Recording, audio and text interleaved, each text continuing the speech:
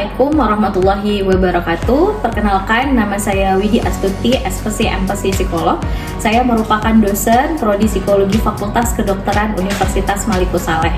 Saya bergabung menjadi dosen di Prodi Psikologi Unimal pada tahun 2019.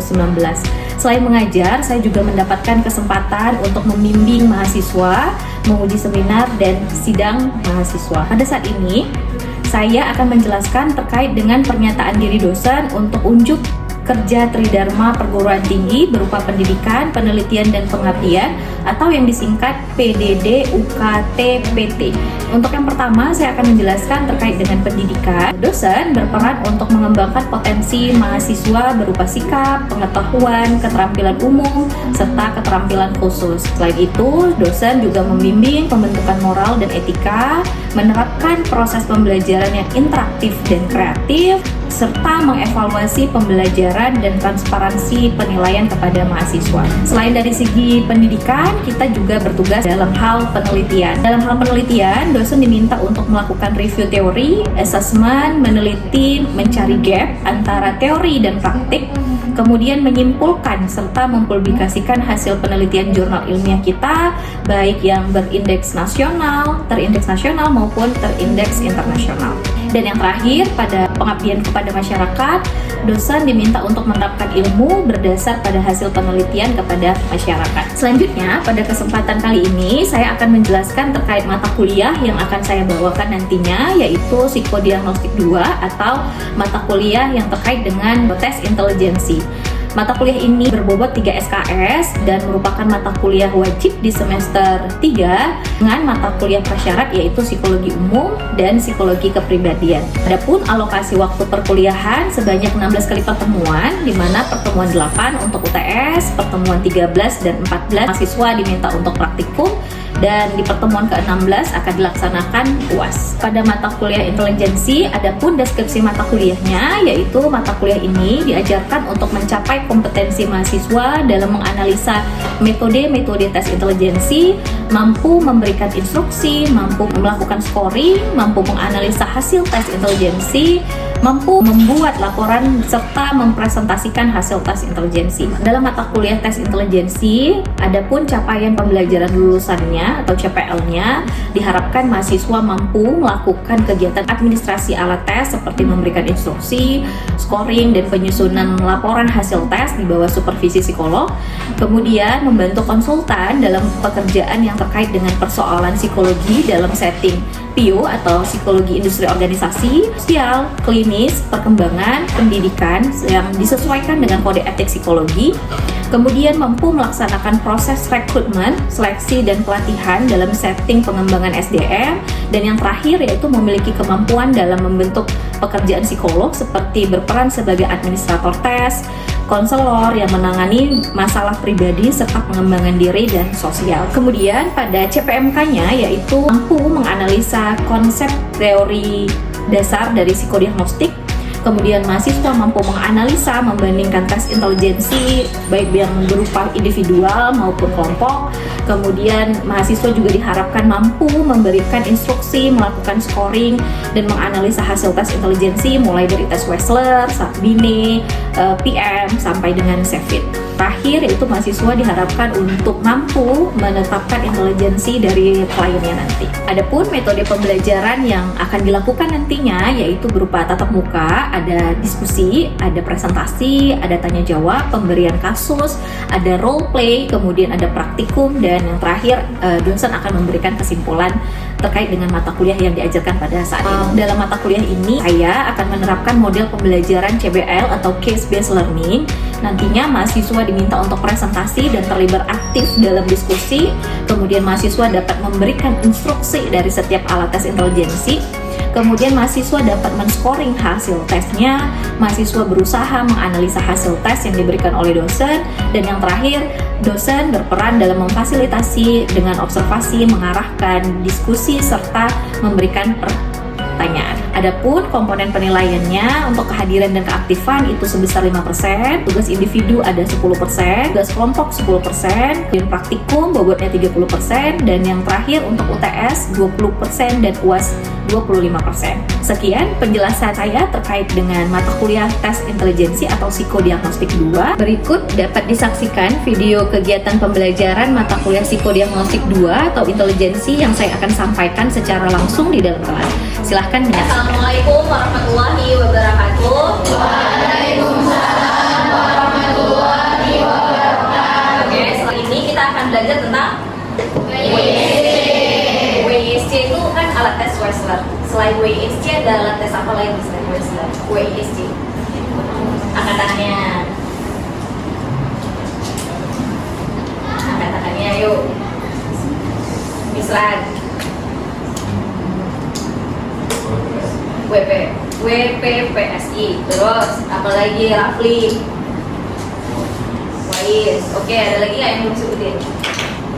Oke, sudah kan? Ada 3 itu. Nah, beda-beda kan peruntukannya. Nah, untuk WISC untuk umur berapa? Dari umur berapa? Nah, akan berbeda dengan WPPSI dan WISC. Nah, WISC ini yang tengah-tengahnya yang untuk remaja. Nah, kita lihat dulu ya satu-satu. Nah, WISC itu singkatannya yang dibuat dari si Wechsler pastinya untuk anak usia 6 sampai 16 tahun. Oke. Kemudian apa saja manfaatnya? Yang pertama, tes ini itu kita gunakan kalau misalnya klien kita itu datang dengan kesulitan mengikuti pembelajaran di sekolah. Kemudian, bila siswa mengalami kesulitan untuk menyesuaikan diri di lingkungan rumah, teman seusianya ataupun masyarakat lainnya. Kemudian, siswa itu juga sulit mengerti pembicaraan orang lain, sulit mengikuti perintah, dan sulit untuk membaca. Jadi ketika kliennya datang dengan keluhan seperti ini, nah kita keluarkanlah tes WISC. Begitu. Oke, dengan catatan itu tadi usianya berapa? 6 sampai 16 tahun. Oke. Apa saja yang mau dicapai? Yang pertama kita bisa dapat selain kita bisa melihat intelijensinya, kita juga dapat kepribadiannya. Kita dapat potensi-potensi intelektualnya dan dinamika interaksi antara satu subtes ke subtes lainnya. Jadi kita mendapatkan keseluruhan anak ini secara utuh baik berupa intelijensi, kemampuan, potensi, dan kepribadian dari seseorang tersebut. Subtesnya ada 2, dia mengukur verbal dan mengukur performance. Kalau verbal itu berkaitan dengan verbal, kata-kata, benar. Kalau performance, selain sikap apa lagi? Performance berkaitan dengan perilakunya. Jadi ada gerakannya. Jadi makanya kan kalau di tes Wechsler yang sebelumnya itu ada, kalau performance itu kan menyusun balok dan segala macam. Nanti juga akan ada di WISC gitu. Oke. Nah, selanjutnya WISC ini terdiri dari 12 subtes yang terdiri dari verbal dan performance. Ada di verbalnya ada information, ada comprehension, ada vocabulary, ada similarities dan description. Kemudian untuk skala performance-nya ada picture comprehension, picture arrangement, block design sampai dengan coding ataupun MIS. Tapi ini coding dan MIS ini tidak ada di WISC ya, yang ada itu di WPPS. Oke. Selanjutnya untuk yang pertama, yang di verbal. Verbal ini untuk berisi dengan pertanyaan-pertanyaan. Oke, berisi tentang pertanyaan-pertanyaan. Nanti untuk lebih jelasnya, kalian akan masuk di kelompok-kelompok, ada 4 kelompok. Kemudian nanti bisa dicek alat tesnya apa saja, dan kita jelaskan satu-satu subtesnya apa saja yang akan dikembangkan atau yang ada di tes Wechsler itu. Oke, sekarang kita bagi kelompok menjadi 4 kelompok dulu.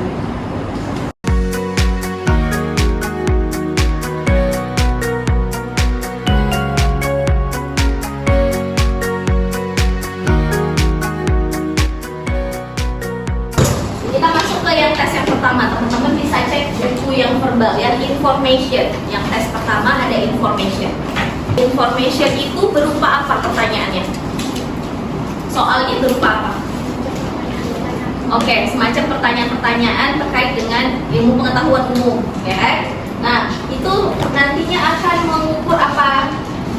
Minat terhadap lingkungan. Jadi kalau misalnya informationnya rendah, berarti dia kurang memiliki motivasi atau minat mencari informasi. Itu kalau untuk yang di information. Kemudian kalau di comprehension, kalian bisa cek Soalnya tentang apa di situ?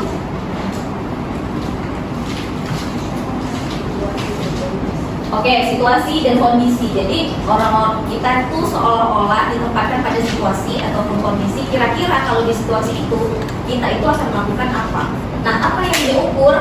Dia ukur untuk melihat pemahaman nilai-nilai sosial. Jadi orangnya paham nggak ketika ditempatkan dalam sosial, dia paham nggak akan melakukan apa. Kemudian ada aritmetik. Teman-teman bisa cek di aritmetik ini punya timernya, punya waktunya. Oke. Nah, di sini apa yang dilihat adalah konsentrasi, bukan kemampuan matematika. Ada yang similarities coba cek soalnya tentang apa? Oke, mencari kesimpulan persamaannya apa kira-kira begitu. Nah, ini untuk melihat apa? Melihat kemampuan berpikir abstraksi verbal dari seseorang. Nah, kemudian ada yang namanya digit span. Digit span itu coba dicontohkan ke kalian. Digit span itu dia mengulang angka yang kita sebutkan. Begitu. Siapa yang kira-kira mau coba? 1-2 orang satu kelompok. Coba untuk digit span-nya. 382. Oke, stop. Kalau misalnya untuk digit span, dia itu nggak boleh 386. Dia harus ada jedanya 386. Oke, coba ulang. 386. Oke, jadi antara dari satu ke satunya lagi iramanya itu harus sama waktunya. Begitu. Dan yang satu lagi, yang untuk backward-nya coba Cinta. 25. Backward, kamu harus kasih tahu dulu bahwa yang ini ngulangnya akan berbalik.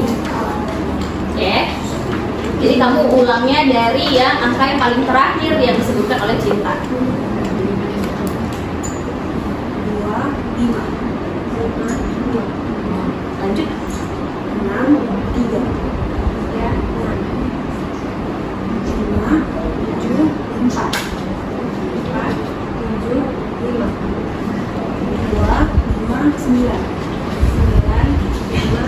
Oke, stop. Nah, ya, cara pemberian digit span ini akan berhenti ketika salah dua-duanya. Kalau salah satunya, kan ada dua tuh yang sama urutan sama deretnya, itu salah satunya aja. Tapi kalau misalnya dia udah salah dua-duanya, maka dia stop. Jadi kalau misalnya salah satunya dia bisa, berarti dia lanjut ke yang berikutnya. Ya, teman-teman bisa cek yang performance. Kalau yang performance, yang picture completion, yang mana bukunya? Bukunya itu yang kecil. Apa yang diminta untuk lainnya sebutkan, yaitu adalah mencari apa? Mencari gambar yang hilang, ya kan, yang belum selesai. Jadi misalnya coba yang pertama itu, siapa yang pengen sebelah sini? Oke, siapa yang akan jadi tester, siapa yang akan jadi testing? Gambar yang masing-masingnya itu nanti akan ada kekurangannya. Nah, jadi ada nih suatu bagian dari gambar ini yang penting tapi nggak ada di gambar ini. Nah, tugas kamu nanti menilai apa sih kalau bagian yang penting itu ada dalam gambar ini akan menjadi gambar apa? Kamu ngerti? Contohnya ini gambar apa? Gambar sisir. Oh iya, yang hilang. Bagian mana yang hilang?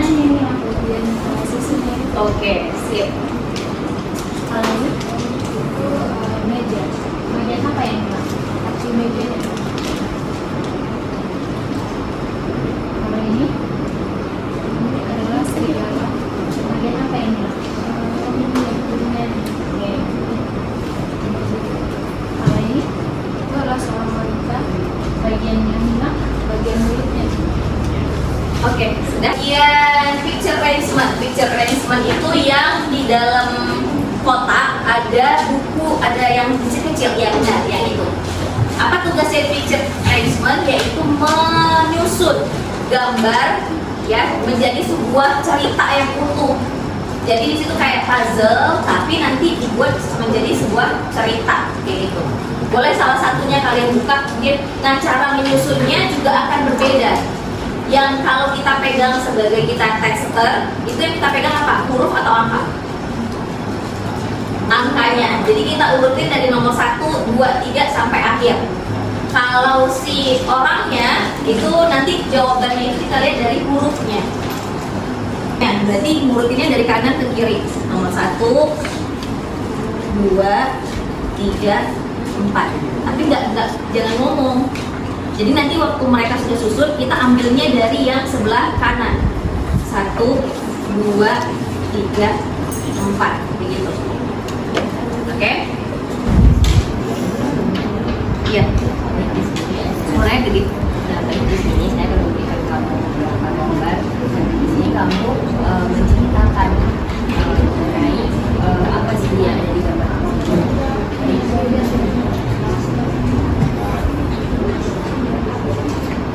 Oke, silakan disusun.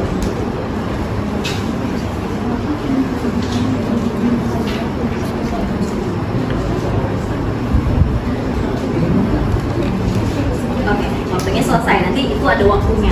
Oke, waktu dia berhenti untuk menyusun kartunya, maka berhenti juga timernya. Baru minta untuk si kliennya bercerita. Apa kira-kira cerita dari gambar tersebut? Oke, ceritakan.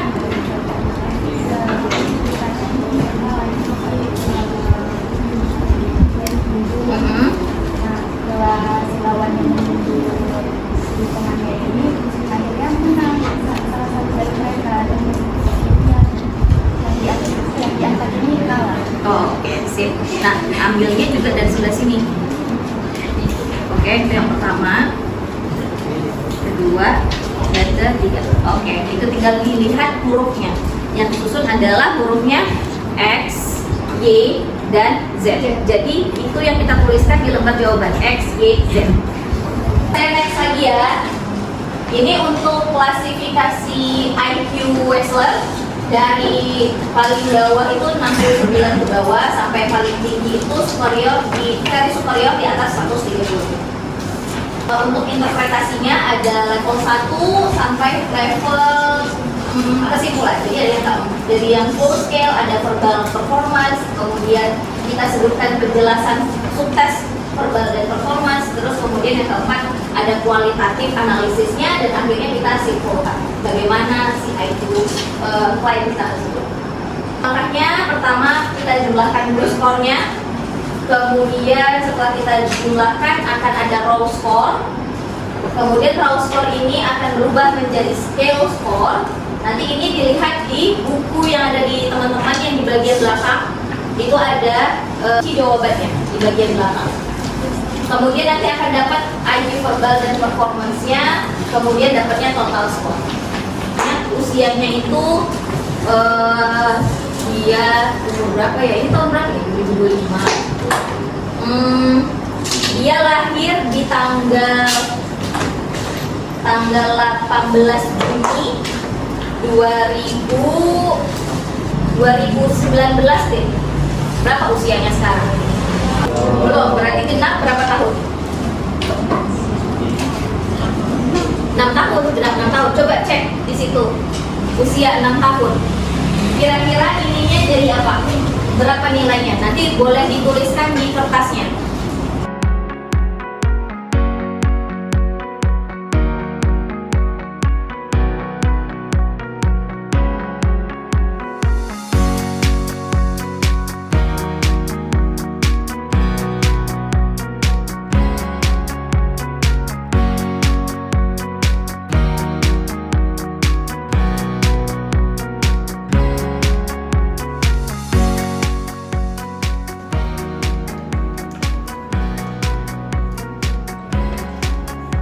Kemudian untuk mendapatkan nilai verbalnya apa yang harus dilakukan? Jumlahkan nilai ini. Kecuali yang vocab ya, yang ini jumlahkan. Dapat nilai verbalnya berapa? Kemudian dari picture arrangement ke coding berapa jumlahnya? Dan verbal dan performance-nya jumlahkan verbal dan performance, dapatnya IQ total. Tadi siapa kira-kira yang bisa dan kelompoknya ini maju ke depan? Oke, silakan maju ke depan.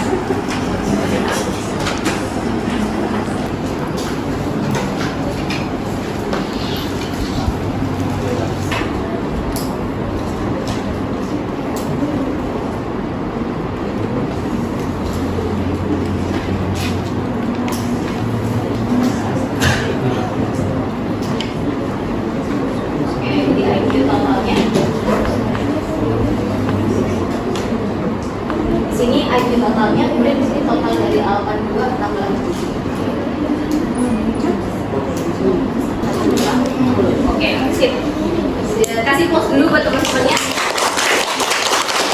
Nah, sekarang kita cross check benar nggak kerjaannya. Silakan dulu. Semuanya setuju nggak dengan hasilnya? Atau ada yang berbeda?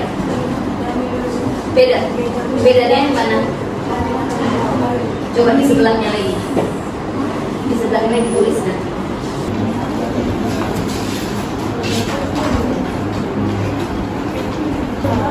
Berbagai berapa 87 seharusnya 75 kemudian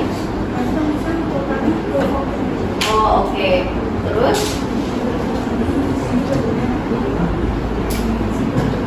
berarti total IQ nya berapa? 75 ditambah dengan berapa? 15.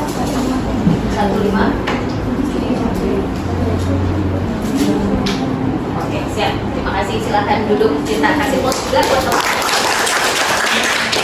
Nah, mana yang benar teman-teman? Jadi ini ada dua versi ya. Ada yang mengikut sertakan si vocab, ada yang tidak mengikut sertakan si vocab. Beberapa klien yang mungkin begitu datang ke kita itu, misalnya dia kesulitan untuk kosakatanya, belum lancar bicara, itu kita kasih vocabnya.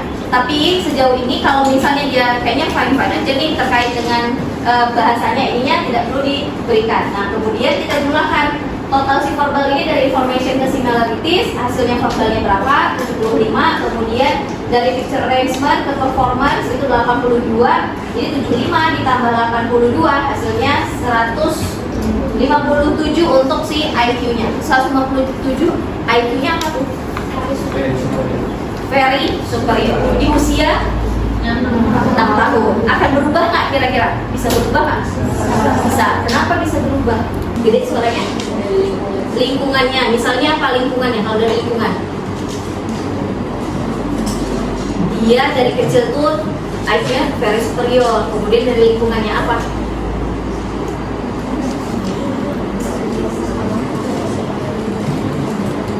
Nah, kira-kira siapa yang ingin bertanya, teman-teman? Ada pertanyaan? Oke, silakan.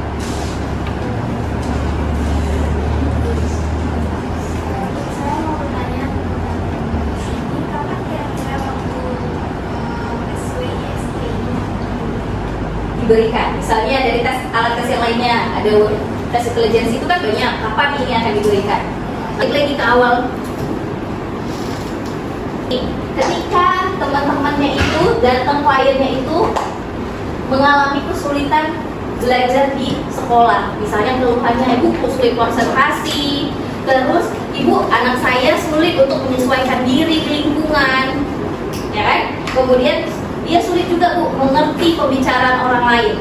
Nah, kita lihat, cek lagi usianya berapa tahun. Kalau usianya 6 sampai 16 tahun dan kita lihat secara fisik, misalnya dia kayaknya normal nih, kita kasihlah Wessler.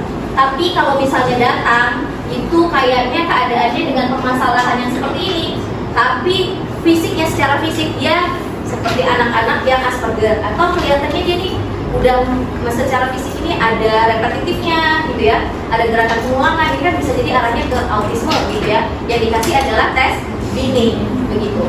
Atau kalau misalnya teman-teman perlunya tesnya ini untuk tes minat bakat, jangan dikasih Wessler, nggak siap-siap nanti.